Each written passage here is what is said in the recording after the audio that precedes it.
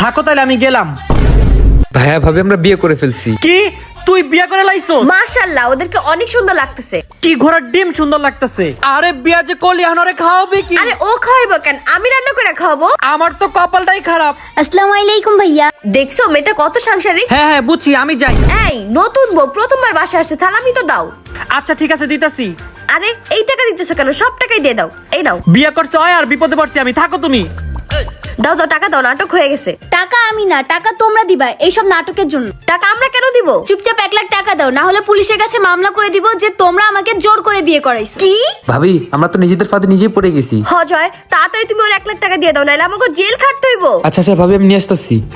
ঠিক আছে, আবার কোনো কাজে লাগলে জানাইও। ভাই লন আপনার টাকা। ভাই আপনার ছোট ভাই আমারে বিয়ার নাটক করতে কইছে। বুঝছি, এটা আমার টাকা লুট করার নতুন একটি ফাঁদ। আচ্ছা ঠিক আছে, ওরা যা যা বলে সেটা করো। আচ্ছা ভাই তাইলে আমি গেলাম। ভাবি ভাইয়া তো আবার গেম খেলে দিছে। আমার টাকা লুট করে খাবি এত সহজ না।